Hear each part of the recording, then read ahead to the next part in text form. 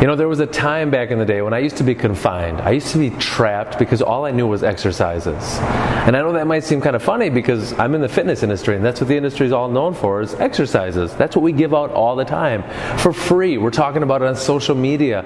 All we have are these exercises. But we really don't have any solutions for movement. And that's the thing. As I've grown and developed in my career here in the fitness industry, I've had more of an appreciation of how the body actually moves and how we need to find those solutions. Not just exercises, but we need to find those solutions to help the body be strong. Now, I'm not talking about gym strength. That's easy. It's really easy to be able to lift all this weight, improve, lift more weight. What's more challenging is the ability to move in space under load and make it look easy and fluid. That's the strength that's going to carry you from inside the gym to outside the gym. That's the strength that's going to give you the confidence to move without fear of injury. And that's the strength that's going to allow you to move pain-free outside the gym. And so when I discovered this through the DVRT system, I was all in, all my chips. That's why it was my dream to have Fitness Lying Down and make it a staple that we use the DVRT system. We're not worried about other certifications. We're not worried about other gadgets, gizmos. This is the real deal. And we've been around now for almost 5 years, and we've had so much success because we've been following the system and growing with it. It continues to evolve and get better every day. And so do we. Science says that there are 3 planes of motion that we move in. First plane is sagittal plane. This is kind of your cookie cutter. This is where everybody moves and exercises in. Basically, if I have a line, it cuts me straight down the middle, right half, left half. It's all my up and down and forward and backward kind of movements. The next plane, the frontal plane.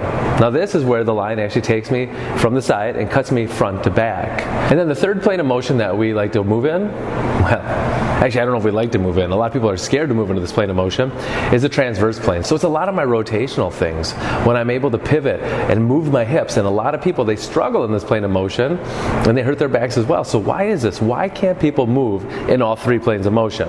So we have to be strong, we have to be ready, we have to be prepared for these planes of motion. So I'm not going to just start in the sagittal plane and jump right to the transverse plane when I'm not ready, because that's just going to end up in injury and failure, and we don't want that. So we need to smartly bridge those gaps. So the thing that we like to do is, as we bridge that gap from our sagittal plane to our frontal plane, is we like to introduce the sprinter stance. And what's the deal with this? Well, the fact is that I've changed my body position. I've manipulated my environment. So yes, I'm moving in the sagittal plane still, but I have to resist frontal plane motion. So I have to resist moving side to side. And that is what's going to start developing that strength that I need through the hips, through the core. That's going to give me that strength that I can start moving successfully in the frontal plane.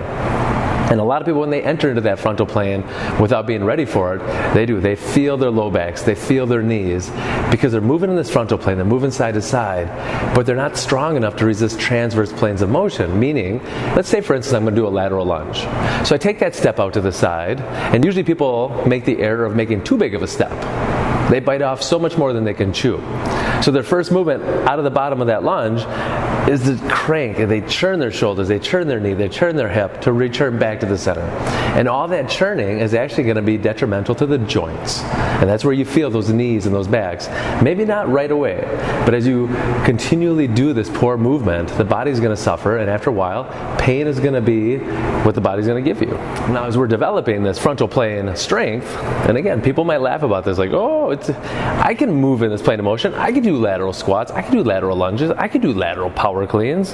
The thing is you might think you can do it, but can you do it well? Can you do it right? Just because you can go through the motion doesn't necessarily mean that you can actually do the movement. Think about it. So as I become stronger in my frontal plane movement, being able to resist that transverse plane, now I can start incorporating some of that rotation. And we take it small. We don't just automatically go to rotational power cleans using our ultimate sandbag, because that's too big of a jump. So when we start small in the transverse plane, what I like to do is just teaching people how to pivot properly. Now, pivoting, not just using the feet, because that's just kind of going through the motion. We need to include the entire body.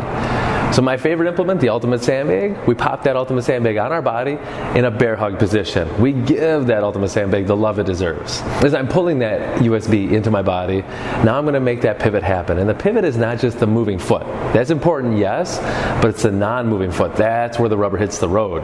So as I'm pivoting and pulling the ultimate sandbag into my body, I'm creating all this tension, and I need to drive that stance foot into the ground.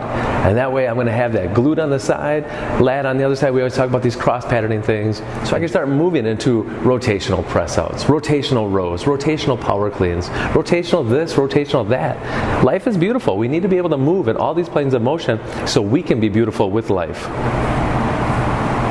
You're welcome.